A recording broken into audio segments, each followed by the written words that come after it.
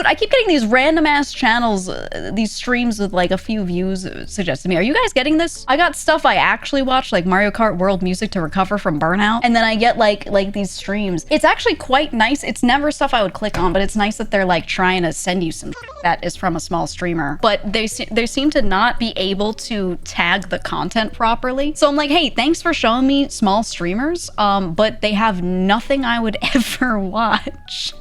You know? So I'm like, what is going on? YouTube changed the algo, 10% fewer top channel recommendations across the platforms. They can pull in new channels. Honestly, that's pretty nice. Banning a lot of legit channels. Yeah, they did some sort of ASMR wave or something, right? I don't know. I saw a few people get hit by it, and I don't actually know the tea or whatever the fuck was going on with that. But yeah, I think I've seen a lot of changes. I mean, some shorts that go top 1K, and then I don't know, something on 9, like what? Yeah, I think the shorts algo is largely similar. It's more so long form that they've been really changing around. And yeah, a lot of ASMR channels got hit, but I don't know the criteria. I think it was oh, you know what it was? It was sexual content, because a lot of ASMR is suggestive. There's plenty that isn't too. So one of the things they did was if you link, so you're not supposed to directly in your bio or description of a YouTube video, link like spicy channels, right? So if you are a YouTube ASMR person making videos, and then you link directly to OnlyFans or Fansly, not allowed. Not allowed. You're not allowed to link to like your 18+ content directly in your bio like that, because that's crazy. You could pipeline kids straight to it, right? That's YouTube's view. I kind of agree. Yeah, you make it like really like too easy for them to find. I guess so. Kids are on the platform. Makes sense. So what people would do is they would put a link aggregator. They put a link to Linktree, and then their Linktree has their Twitch and their YouTube and their Twitter and like their OnlyFans or Fansly, right? And then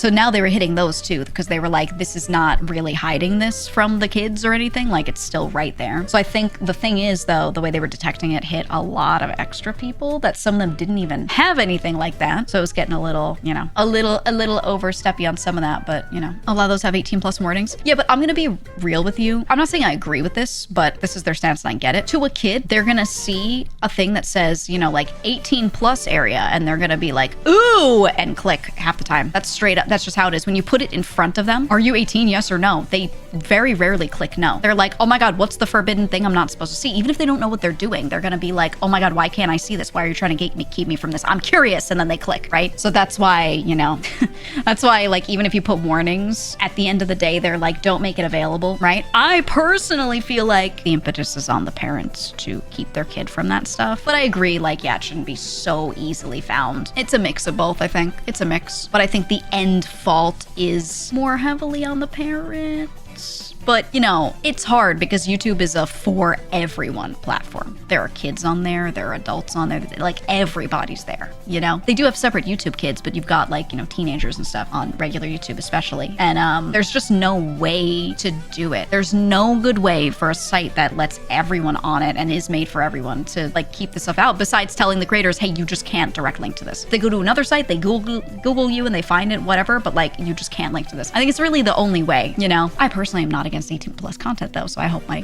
18+ content creator friends are able to get their bag, and I don't like seeing them have a hard time, but I do understand the stance of like, there's no other way to moderate this, you know, like you just have to not link to it. I get it. Oh, the borderline not safe for ASMR content has moved to Patreon. Yeah, you just have to. Well, I mean, a lot of people would, you know, this is just my thoughts. A lot of people would put stuff on YouTube and it would be ASMR and they'd be like, it's a little spicy, but not full blown. And I would listen to it and I would go, I would be uncomfortable with like one of my young family members listening to this, and you put it straight on YouTube. It shouldn't be here, probably, right? So a lot of people would say, oh, this isn't that spicy. I still think it was not for YouTube, straight up. Not that there's anything wrong with doing it. It's just like, hey, wrong place, because you're not...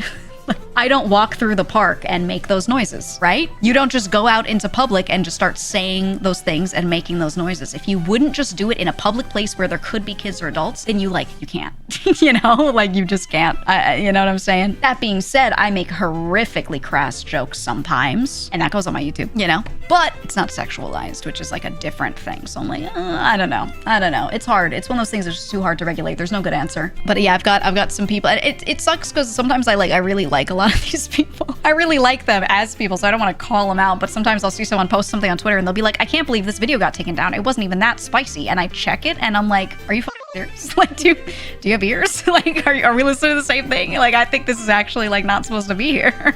I think what it is they're so used to it, they're a little desensitized. They're so used to hearing like the full-blown stuff or doing it themselves, right? That they're just like, their idea of the spectrum of what is not safe for work has shifted a little bit. And I'm like, ooh, you know, I think their viewpoint shifts. Are they used to pushing the limit? Yeah. Well, I mean, the hard part is if you do that kind of content, how do you get people to know about it? On the platform that it's supposed to be on, you just make the content, but like you need to funnel people over from other places. So that's what like Twitch streamers do, right? They post stuff on YouTube and then hope that those people will find them there and then come to their Twitch stream. So do 18+ creators, right? They try to like create stuff in other spots and hope to funnel people in. But you're also, according to all those sites, not supposed to do that. So it's like, you know, they got to do some voodoo magic to to make it work every time.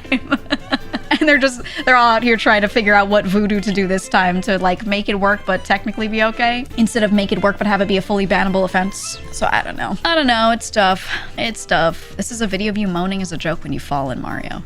Yeah, a lot of that was kind of one of the streamer metas for a while, more so on VTubers I think, but back in like 2021 and 22 there were a lot of people that would stream and they would like make really sexual noises every time they like got hit in a game and stuff. And I was like, hey, I think it can be funny, but I was like, at some point you're gonna get slapped for this by YouTube or by Twitch or something, you know, like it's just one of those things where they're gonna slap a ban on you. And yeah, a lot of people's VODs they had to adjust or take down, or they just had to like in perpetuity stop doing that because they would get demonetized. Some still do a little, yeah, but not nearly to the degree that I'm thinking of. There's still plenty of them doing it, but it's like not as blatant or not as frequent. Especially they used to do it like constantly, and you know, worked out for them, but like at some point they had to stop because it was a lot. It was a lot, man. I don't know. I just feel like, you know, we have ESRB ratings. We have ESRB ratings in games, in movies, essentially, where like you can say this is rated R, this is rated PG, this is PG-13. I would like that to just propagate to other content and very simply just have the rating slapped somewhere. YouTube video or channel, just have that rating pasted somewhere and then just leave it on the parents to decide if their kids should be having access to that. You know what I mean? You do rate your videos on YouTube, but it's not like that type of rating. You rate it by check boxes saying, yes, there is sexual content in the title or in the content. Yes, there is this. There are drugs and alcohol. And it's like based off of the advertiser requirements. But I feel like ESRB is very standardized and has been used globally for games and movies for so long. Just simplify it, man. Just simplify it and make it so that it's like really just slapped into the corner and you could see it the whole time you're watching the thing. It's like maybe outside of the player. Maybe it's like right next to the channel name. I don't know, but just something to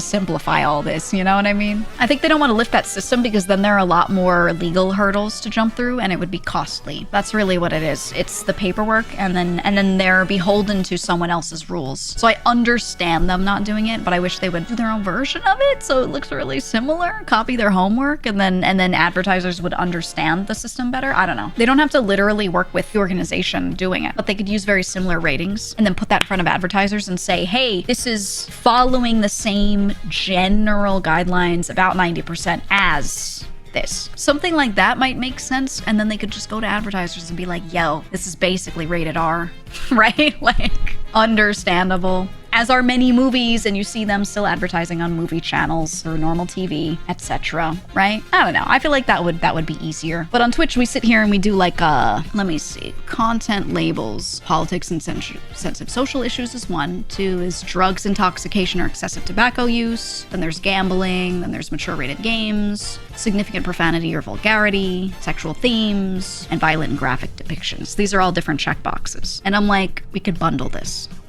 But I guess advertisers want it broken out this way. I don't know. I can't think of any other reason why they would have their own separate system, because YouTube's is kind of like this too, so it must just be internet advertisers. Gotta be.